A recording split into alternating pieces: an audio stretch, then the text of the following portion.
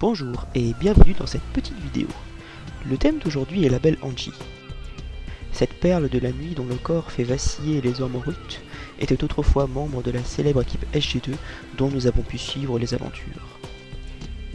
Souvenez-vous, la belle était une guerrière intrépide, maniaque de la cachette, mais dont le talent ne se limitait pas à la manière brute.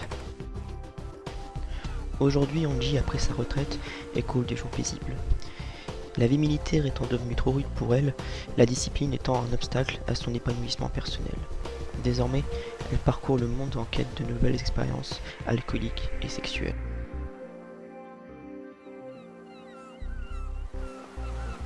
Ah oui, j'allais oublier.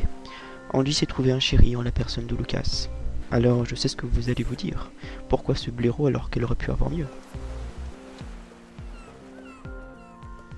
Elle aurait pu choisir son ancien chef, Voodoo, un étalon qui ne demandait qu'à être aimé. Mais non, elle a finalement choisi Lucas, sans doute plus par pitié que par véritable amour.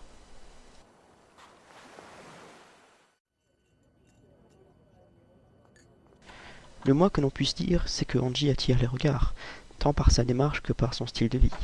Elle est devenue célèbre dans son quartier pour avoir gagné le concours de l'alcoolique obsédé. Certaines mauvaises langues insinuent qu'elle serait ivre la plupart du temps.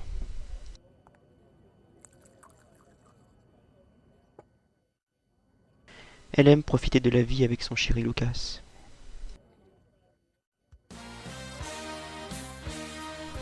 Parfois même, elle se laisse aller à la dérive et à la débauche, non sans satisfaire les regards ébahis des messieurs dans la salle qui rêvent déjà de lui faire jouer du manche.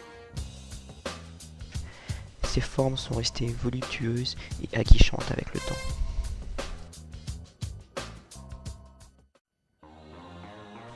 Au moins, Lucas aura su se montrer à la hauteur dans son rôle d'esclave sexuel soumis et docile.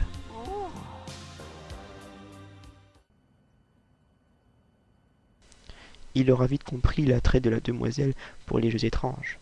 Là, elle vient juste de recevoir un nouveau jouet et elle est déjà en train de se demander dans quel trou elle va bien pouvoir utiliser ce nouveau god.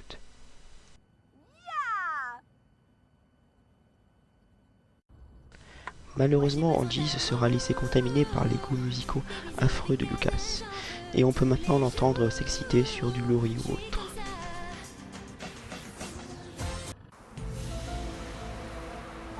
N'allez cependant pas croire que la vie de la belle est un rêve. Ses rêves restent hantés par des souvenirs passés. Elle se revoit avec son ancienne équipe SG2.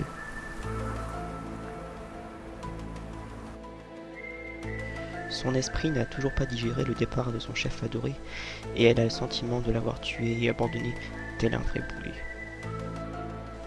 Un jour peut-être elle comprendra qu'elle aurait dû se donner cœurs et âme à Voodoo, car lui seul pouvait la conduire vers la lumière.